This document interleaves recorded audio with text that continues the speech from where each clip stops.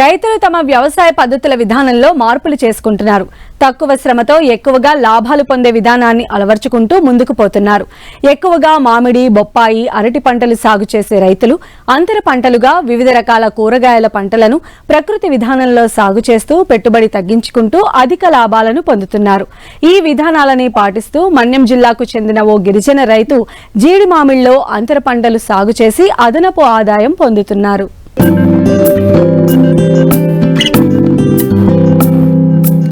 జీడి మామిడి మొక్కల మధ్య అంతర పంటలు సాగు చేసిన ఈ క్షేత్రం పార్వతీపురం మన్యం జిల్లా గుమ్మలక్ష్మీపురం మండలం జేకేపాడులో ఉంది. ఇక్కడ అన్ని జీడి మామిడి తోటలే సాగుతుంటాయి. అయితే ఏడాదికి ఒక పంట మాత్రమే చేతికి వస్తుంది. తరువాత తోటలను వదిలేస్తుంటారు రైతులు. కాని రైతు అగ్గయ్య మాత్రం తనకున్న 5 ఎకరాల జీడి తోటలో మొక్కల మధ్య దూరాన్ని ఉపయోగించుకుని అంతర పంటలు సాగు చేస్తూ అదనపు ఆదాయం పొందుతున్నారు. ఈ జీడి పంట నాటడానికి మొక్క పెరగడానికి 4 సంవత్సరాలు అయింది. ఇప్పటికి 10 సంవత్సరాలు అయింది జీడి తోట. ఈ ఆదాయం ఈ సంవత్సరం 15 బస్తాలు అయింది. ఈ 15 బస్తాల్లో 7 క్వింటాలు అయింది.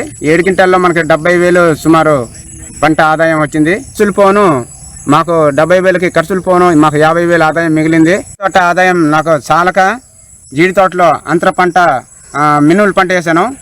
సుమారు 3,000 ఖర్చు అయింది. ఇందులో 5,000 వచ్చింది.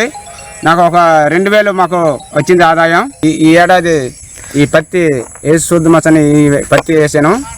ఈ పత్తి ఆదాయం ఎంత వస్తుందో ఈ భూసారం గత మినుములు వేసాను కదా, ఈ సంవత్సరం పత్తి వేసి భూసారం మార్పిడి కోసం విత్తనం వేసాను. పంట మార్పిడి వల్ల ఈ భూసారం పెరుగుతుందని ఈ పత్తి వేసాను. ఈ సంవత్సరం వేసవిలో దుక్కి నుంచి ఉడిసేదాకా గొత్తులకెళ్ళి గడ్డి పత్తి విత్తనాలు తీసుకున్నామండి.